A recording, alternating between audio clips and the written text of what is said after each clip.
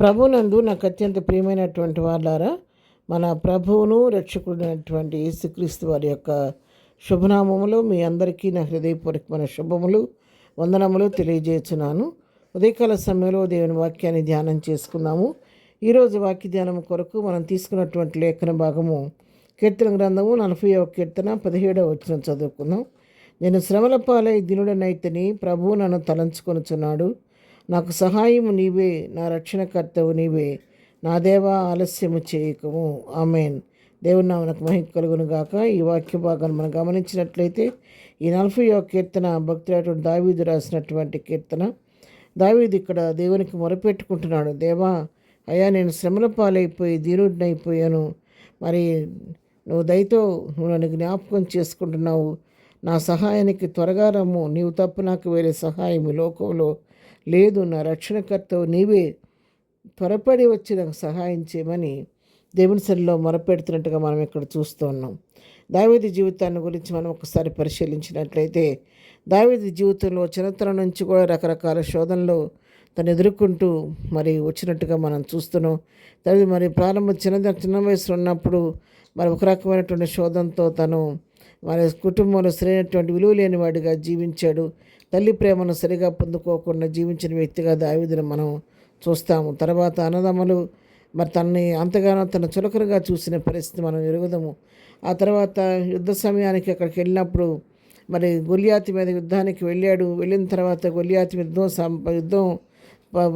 యుద్ధంలో జయం పొందిన తర్వాత అప్పటి వరకు ఆ గొలియాతుకి భయపడిపోయి దాగి ఉన్నటువంటి సౌలు ఎప్పుడైతే ఈ బాలుడైనటువంటి దావీదు వెళ్ళి యుద్ధం చేసి వచ్చి జయం పొందిన తర్వాత ప్రజలు పాటలు పాడటం ప్రార్థించడం మొదలుపెట్టారు.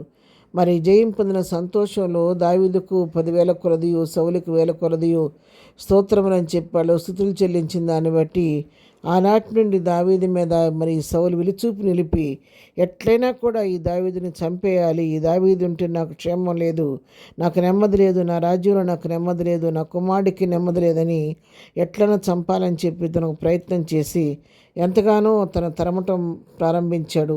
ఎట్లయినా చంపటానికి తరిమినప్పుడు దావీదు అనేక సార్లు కొండల్లో, గుహల్లో అక్కడక్కడ దాగున్న పరిస్థితులు, అరణ్యంలో దాగిన పరిస్థితులు మనం ఎరుగుదు. ఆ విధంగా ఉండి మరణ భయంతో తన జీవితకాలం అంతా కూడా మరి జీవించినటువంటి పరిస్థితి మనం ఎరుగుదు. మరణ భయంతో జీవించి తనకు నెమ్మది లేని పరిస్థితుల్లో మరి ఎంతో భయంతోనూ, దిగులుతోనూ, వేదనతోనూ మరి తిరుగుతూ ఆ విధంగా అక్కడక్కడ దాగి తన జీవితాన్ని వెళ్ళదీసినటువంటి పరిస్థితి. ఆ విధంగా రకరకాల శ్రమలు, శోధనలు కలిగి ఎన్నో రకాల శ్రమల పాలైపోయాడు దావీదు. ఆ శ్రమల పాలైనప్పుడు తన మనుషుల వలె, మనందరి వలె లోకం వైపు, పరిస్థితుల వైపు చూడలేదు. మరి ఏం చేశాడంటే తన శ్రమ కలిగినప్పుడు వారి దేవుని వైపు తిరిగి దేవునికి మొరపెట్టుకుంటున్నాడు. ప్రభువా, దేవా, నేను నీ శ్రమల పాలైపోయి దీనుడినైపోయినాయి, ఈ శ్రమ వల్ల నలిగిపోయి నేను దీనుడినైపోయాను కాబట్టి నువ్వు దయచేసి నీవే నా సహాయము, నీవే నా రక్షణకర్తవు కాబట్టి నన్ను ఒక్కసారి దర్శించి ఆలస్యం చేయకుండా వచ్చి నన్ను కనికరించమని చెప్పి దేవుని సన్నిధిలో ప్రార్థించిన పరిస్థితి మనం ఇక్కడ చూస్తూ ఉన్నాం.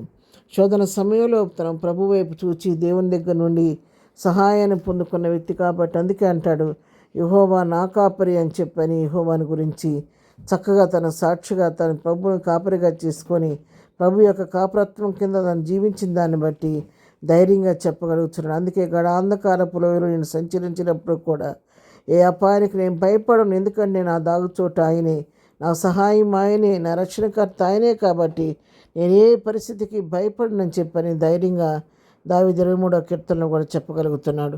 ఆ విధంగా దావీదు తన ప్రతి పరిస్థితికి ప్రభు పైన ఆధారపడి తనకెదురైన శ్రమల్లో వాటిని అధిగమించి ప్రభువుని బట్టి ధైర్యం తెచ్చుకుని ముందుకు సాగిపోయాడు. ఉదయకాలం దేవుని వాక్యం అంతా మాట్లాడుతుండగా, పిల్లారా, ఎవరు ఏ స్థితిలో ఉండి ఏ శోధనలో అని మీరు వాక్యం ఉంటున్నారో నాకు తెలియదు, కానీ దావీదు వలె నీవు నేను కూడా ప్రభుకు మొరపెట్టుకుంటే ఆయనే మన సహాయము, మన రక్షణకర్త కాబట్టి దావీదుని నడిపించిన దేవుడు ఈ ఉదయకాలం మనం మొరపెట్టినప్పుడు మనతో కూడా ఉండి మనల్ని నడిపించే దేవుడై ఉన్నాడు, మనలను దరిచేర్చే దేవుడై ఉన్నాడు. కాబట్టి మనం కూడా మనుషుల వైపు, లోక వైపు చూడకుండా విశ్వాసమున కర్తయు దాన్ని కొనసాగించేవాడైన యేసు వైపు చూస్తూ ముందుంచబడిన పందెపు రంగంలో ఓపికతో ముందుకు సాగిపోదాం.